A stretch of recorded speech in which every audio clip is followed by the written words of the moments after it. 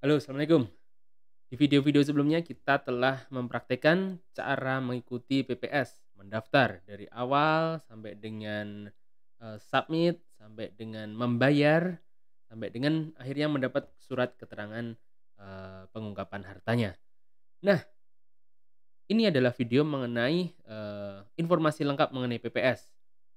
Apa itu manfaatnya, apa risikonya, bagaimana jika nggak ikut, lalu berapa sih tarif-tarifnya, lalu siapa aja yang bisa ikut. Nah, ini adalah teorinya, ini adalah konsepnya dan penjelasannya. Jadi kalau kemarin kita sudah, menjalankan prakteknya sampai dengan mendapatkan surat pengungkapan surat keterangan dari Direktorat Jenderal Pajak, dan ini adalah video mengenai, teorinya, mengenai manfaatnya, mengenai aturan-aturan mainnya seperti apa. Simak terus sampai selesai. Membaca tipspajak.com dan pemirsa Tips Pajak Media yang budiman. Dalam video ini, yang akan kami gunakan sebagai paparan adalah paparan dari Direktorat Jenderal Pajak, ya. Jadi ini bukan dibuat oleh kami Tips Pajak, ini adalah, video yang di ini adalah, materi yang kami paparkan di sini adalah materi yang digunakan oleh Direktorat Jenderal Pajak dalam melakukan sosialisasi kepada para wajib pajak.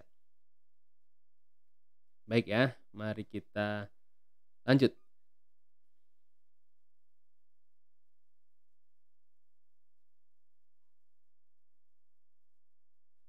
Baik, ini adalah bahan paparan, program pengungkapan sukarela yang diterbitkan, setelah diterbitkannya PMK nomor 196, garis miring PMK 03 tahun 2021 ya.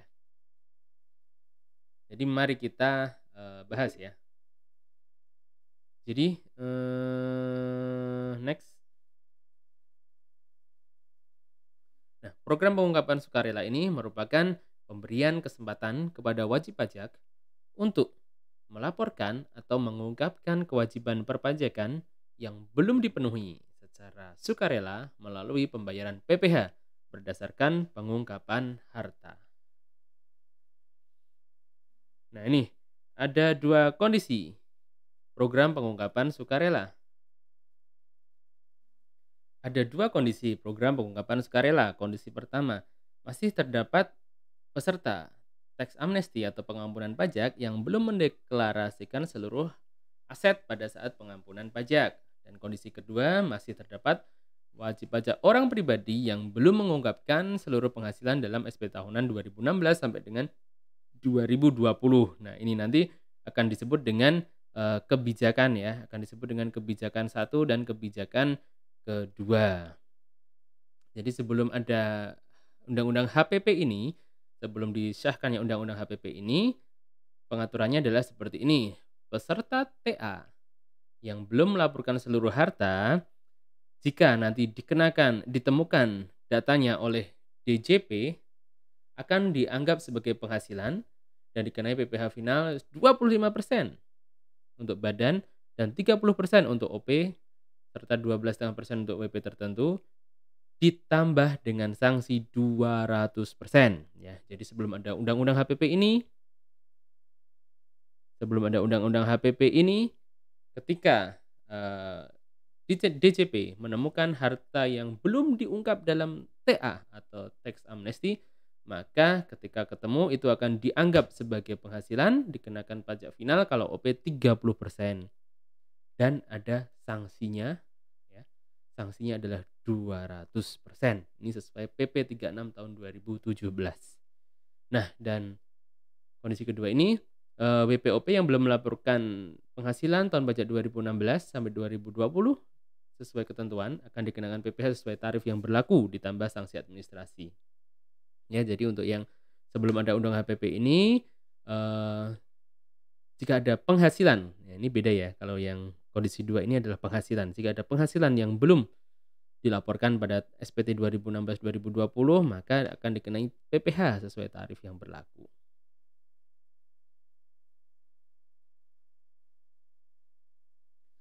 Nah, Adapun PPS ini meningkatkan kepatuhan wajib pajak dan diselenggarakan berdasarkan atas kesederhanaan, kepastian hukum, serta manfaatnya ya.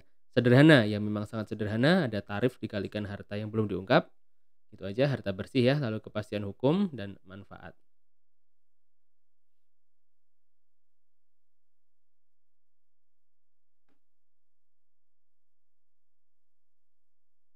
Lalu ini,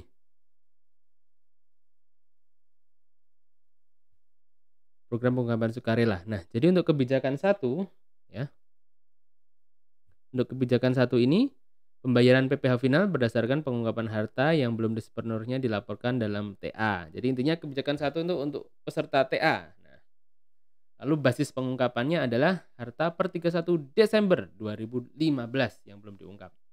Adapun tarifnya untuk kebijakan satu ini adalah 11% untuk deklarasi, 8% untuk harta luar negeri yang direpatriasi, dan 8% untuk harta dalam negeri, dan 6% untuk harta luar negeri dan aset dalam negeri yang diinvestasikan dalam SBN. Jadi intinya kita di PPS ini ada 3 lapis tarif ya, lapis termurah, lapis sedang, lapis yang tinggi. Biasanya itu kalau lapis termurah itu pokoknya diinvestasikan di SBN atau renewable energy, yang 8% itu yang moderate.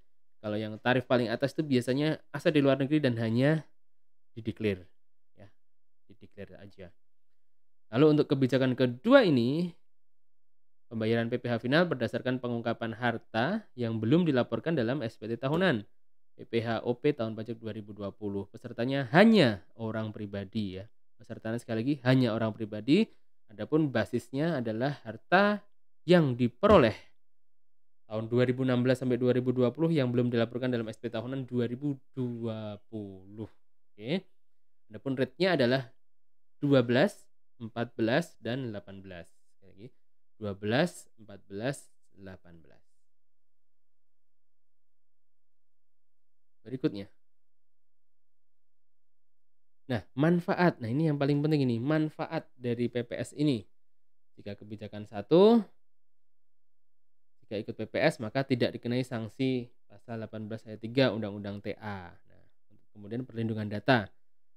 Ini dua-duanya ada manfaatnya adalah perlindungan data, yakni data dan informasi yang bersumber dari SPPH dan lampirannya yang diadministrasikan oleh Kemenkeu atau pihak lain yang berkaitan dengan pelaksanaan Undang-Undang HPP tidak dapat dijadikan sebagai dasar penyidikan dan atau penuntutan pidana terhadap wajib pajak. Ini sama untuk 1 dan 2. Adapun yang untuk kebijakan 2, ini benefit paling utama adalah ini. Dengarkan baik-baik ya. Benefit paling utama adalah tidak diterbitkan ketetapan untuk kewajiban 2016-2020 kecuali ditemukan harta kurang diungkap, yakni PPh-OP, PPh-Potput, dan PPN, kecuali pajak yang telah dipotong atau dipungut tetapi tidak disetorkan. Gitu ya. Jadi jika wajib pajak telah memotong atau memungut pajak dan belum disetorkan, itu masih tetap bisa diterbitkan ketetapan ya. Ya dong, karena udah motong, mungut tapi nggak disetor kan. Mengambil haknya orang kan, itu mengambil haknya negara kan. Nah, konsekuensi kurang ungkap harta pada kebijakan satu. Bagi peserta TA yang sampai dengan 30 Juni 2022 nanti ya, masih terdapat harta yang belum dilaporkan dalam SPPH pada saat dalam SPH dalam mengikuti TA.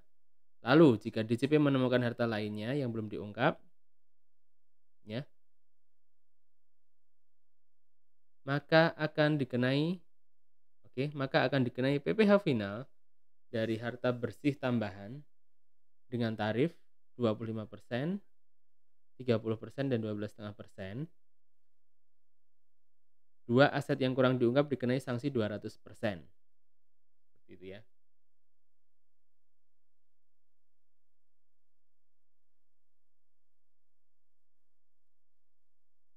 Nah, kemudian ini jika Konsekuensi kurang ungkap harta pada kebijakan kedua, ya. Konsekuensi kurang ungkap harta pada kebijakan kedua ini yaitu apabila DJP menemukan harta lainnya 2016-2020 yang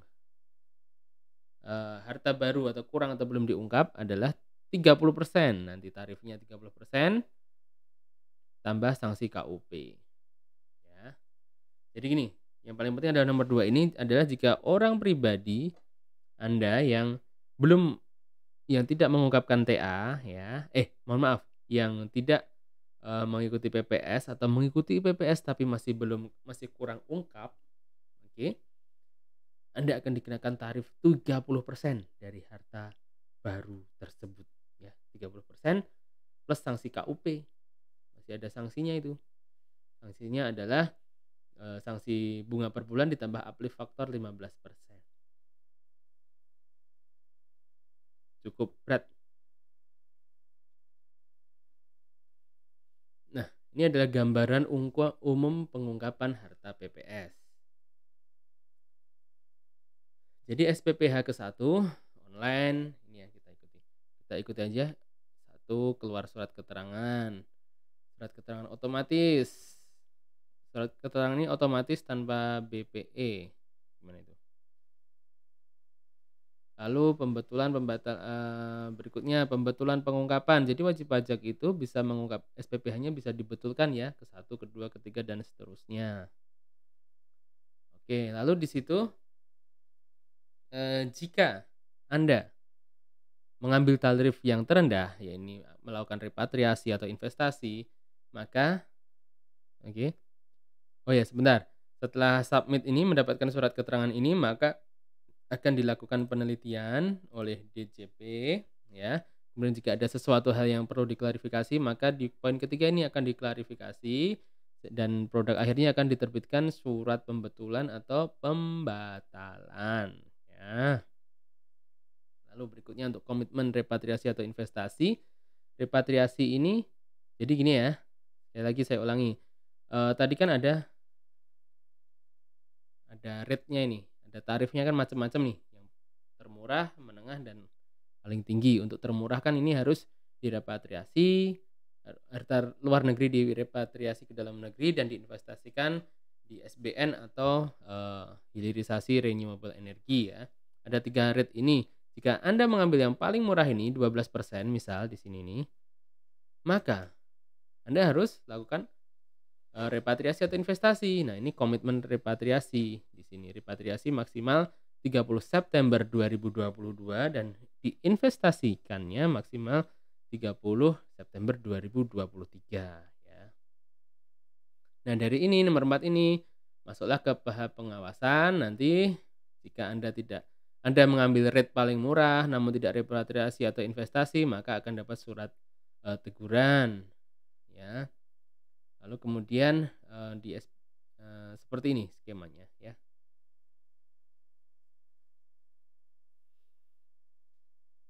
Oke, ini adalah cara pengungkapannya.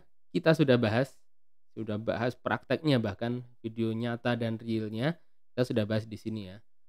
Bentuk e-form disampaikan melalui DJP online, surat keterangan. Peserta PPS dapat menyampaikan SPPH kedua, ketiga dan seterusnya. Dan peserta PPS juga dapat mencabut PPH dengan cara mengisi SPPH selanjutnya dengan nilai 0. Peserta PPS yang mencabut SPPH tidak dapat lagi menyampaikan SPPH berikutnya sesuai kepesertaan yang dicabut. Nah, jadi kelengkapan SPPH ini adalah NTPN, rincian harta bersih, daftar utang, dan pernyataan repatriasi. Sudah kita lakukan ya, di video tutorial itu. Tambahan kelengkapan untuk peserta kebijakan 2, mencabut permohonan restitusi, unggah surat permohonan pencabutan banding jika ada banding gugatan atau PK, dan jika ada restitusi maka cabutlah restitusi itu ya. Nah, sekarang adalah cara menghitung PPH finalnya. Untuk kebijakan 1, cara menghitungnya adalah harta dikurangi utang sesuai undang-undang TA ya. Harta bersihnya adalah itu, lalu bagi WP orang pribadi, utang itu paling banyak 50% dari nilai harta dan untuk badan paling banyak 75% dari nilai harta. Nah, ini ya. Pedoman nilai harta kebijakan 1. Nilai nominal ya. Jadi ini menjawab pertanyaan, apa aja nilai yang dipakai ini? Jadi untuk kas dan setara kas kita gunakan nilai nominal. Oke. Untuk kendaraan bermotor menggunakan nilai jual kendaraan bermotor.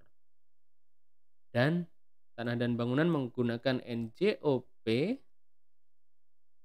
sesuai keadaan pada akhir tahun pajak terakhir. Artinya sesuai keadaan pada akhir tahun pajak terakhir. Ya, akhir tahun pajak terakhir.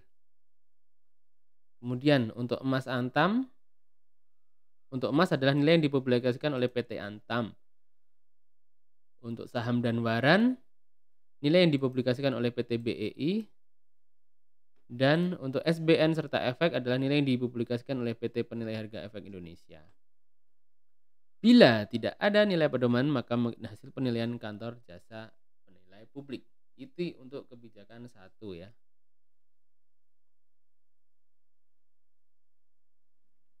Next. Kebijakan kedua, syarat dan ketentuan. Jadi syarat untuk ikut PPS kebijakan kedua ini adalah Anda tidak sedang diperiksa atau tidak sedang dibukper, bukti permulaan ya, untuk tahun pajak 2016, 17, 18, 19, dan 20. Lalu Anda juga tidak sedang dilakukan penyidikan dalam proses peradilan atau sedang menjalani tindak pidana di bidang perpajakan. Syarat umum, punya NPWP, membayar PPh final, menyampaikan SPT tahunan 2020, mencabut permohonan restitusi atau upaya hukum. Ada hal penting lain yaitu pembetulan SPT peserta PPS setelah Undang-Undang HPP diundangkan dianggap tidak disampaikan. Ya, penting ya, pembetulan SPT peserta PPS setelah Undang-Undang HPP diundangkan dianggap tidak disampaikan. Nah, ini untuk bagaimana jika belum lapor? Ini kan syaratnya adalah udah lapor SPT tahunan 2020. Bagaimana jika belum lapor? Maka WPOP yang belum lapor SPT 2020 harus lapor SPT 2020 dengan mencantumkan harta SPT sebelum 2020 plus harta dari penghasilan 2020. Oke, jadi jika belum lapor maka Anda harus lapor SPT 2020 yang di situ menuangkan adalah harta yang sudah dilaporkan di SPT 2019 itu boleh Anda tuangkan plus 2020 penghasilan Anda berapa dan harta dari penghasilan 2020 itu. Ya. Lalu cara hitung kebijakan 2 adalah harta bersih dikali tarif. Harta bersih adalah harta kurangi pokok utang. Tidak disebutkan lagi, yang minimal kalau di kebijakan pertama tadi adalah paling banyak itu. Paling banyak itu adalah 50% untuk OP dan 75% untuk badan. Dan untuk kebijakan 2 ini tidak disebutkan ya. Jadi harta bersih adalah harta dikurangi pokok utang dikalikan tarif. Kita sudah mempraktekannya di video sebelumnya. Ini adalah teorinya sekali lagi. Pedoman nilai harta. Nah, ini. Nilai nominal. Untuk kas dan setara kas adalah menggunakan nilai nominal. Untuk selain kas dan setara kas adalah menggunakan harta perolehan. Nah, bila tidak diketahui, menggunakan nilai wajar per 31 Desember 2020 dari aset yang sejenis atau setara berdasarkan penilaian wajib pajak. Wah, ini enak banget ini. Sudah self assessment banget. Mengikuti wajib pajak aja. Ya.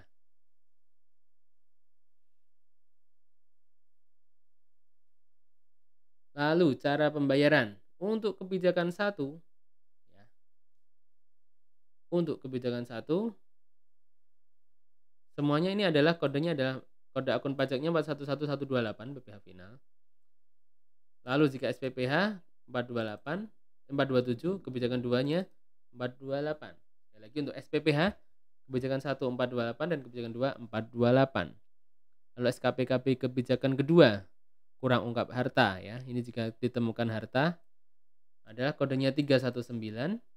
Kemudian jika SPT gagal repatriasi, kodenya 107, kodenya 108 jika kebijakan 2, SKPKB gagal repatriasi 317 318.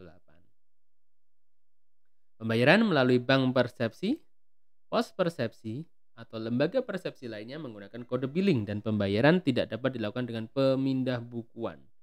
Dan kabar baiknya kita telah mempraktekkan kemarin di aplikasi PPS itu otomatis bisa mengenerate kode billing ya. Sekali lagi di aplikasi PPS otomatis bisa mengenerate kode billing sehingga kita bisa terhindar dari salah kode map dan seterusnya.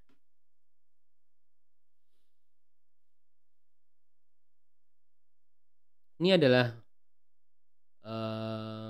SPPH kedua, ketiga, dan seterusnya.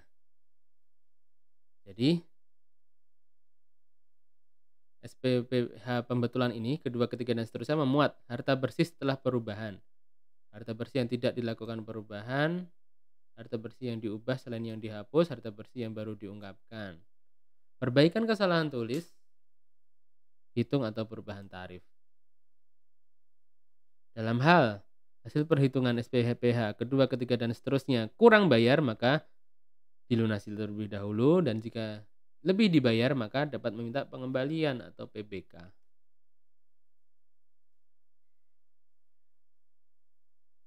Cara pencabutan pengungkapan.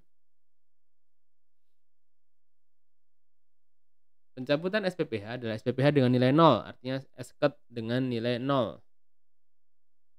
Konsekuensi pencabutan PPH, SKET sebelum pencabutan PPH batal demi hukum, SKET yang pada saat pencabutan PPH merupakan bukti pencabutan SPPH, WP dianggap tidak ikut PPS, WP tidak menerima manfaat dari program PPS, dan WP tidak dapat menyampaikan kembali SPPH. Kemudian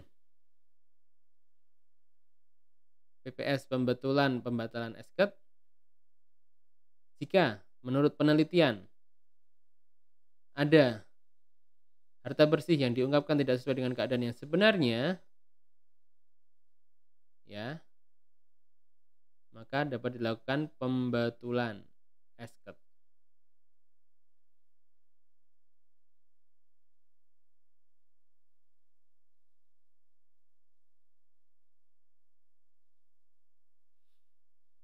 Ketentuan repatriasi paling lambat 30 September 2022 melalui bank 5 tahun sejak diterbitkannya SKET holding periodnya. Jadi 5 tahun tidak dialihkan ke luar negeri, dan untuk holding period ini juga berlaku untuk harta deklarasi dalam negeri ya. 5 tahun sejak SKET tidak boleh ke luar negeri dananya.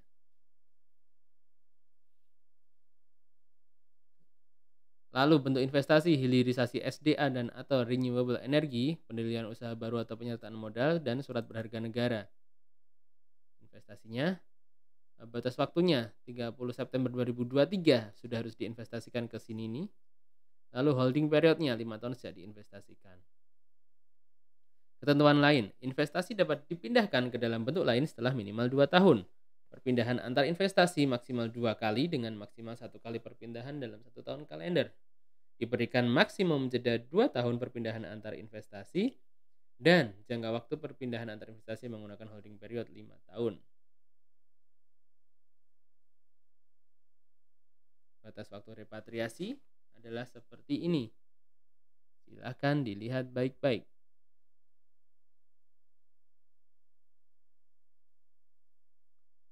Lalu untuk investasi SBN, ketentuannya seperti ini.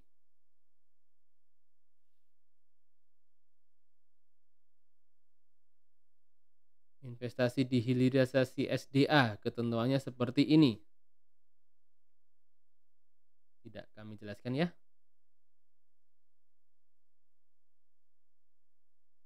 Peserta PPS dengan komitmen repatriasi investasi wajib menyampaikan laporan realisasi melalui halaman DCP. Ini kira-kira sama kayak laporan realisasi investasi atas apa? Dividen, benar. Kira-kira seperti itu. Ini adalah tabelnya. Nah ini tambahan karena one prestasi, gagal repatriasi atau gagal investasi. Ini tambahan pajaknya adalah seperti ini.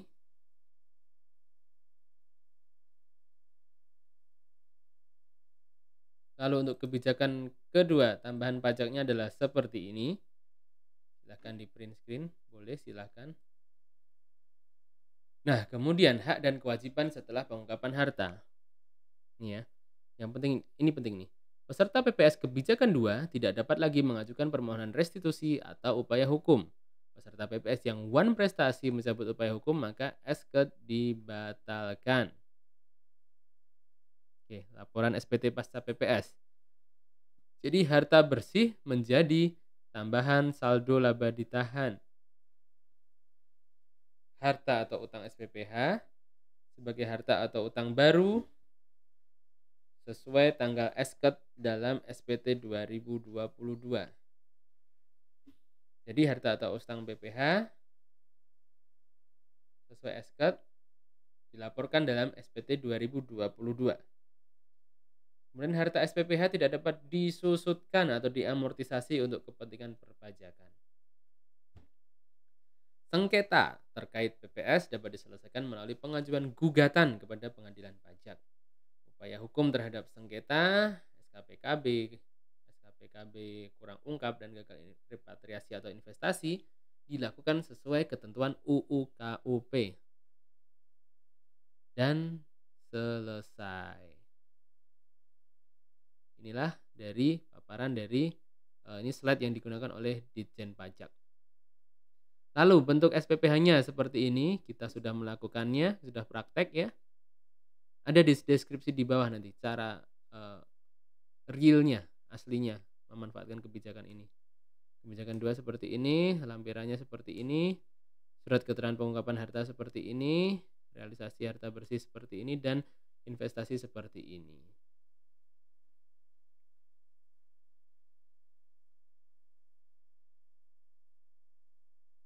Itulah tadi pembaca dan pemirsa tips pajak.com dan tips pajak media yang budiman. Itulah teori ya, teorinya, terus manfaat-manfaatnya dan aturan-aturan mengenai PPS-nya. Kesimpulannya bagaimana Bang? Ikut nggak Bang? Tentu saja jika ada harta yang belum dilaporkan, kami sangat menyarankan Anda untuk ikut PPS. Karena dengan ikut PPS ini, tahun pajak 2016 sampai 2020 bisa aman. Aman artinya tidak diterbitkan surat keterangan. Ya, seperti itu. Baik, semoga bermanfaat. Tidak lupa kami ajak pembaca pemirsa semua untuk ikuti berbagai kanal media sosial ini. YouTube Tips Pajak Media, ada website tipspajak.com, Instagram Tips Pajak Media, dan juga Telegram Tips Pajak. Di sana Anda bisa konsultasi gratis mengenai SPT tahunan dan juga PPS. Semoga bermanfaat. Selamat mengikuti PPS. Sampai jumpa, salam sehat selalu. Dan wassalamualaikum warahmatullahi wabarakatuh.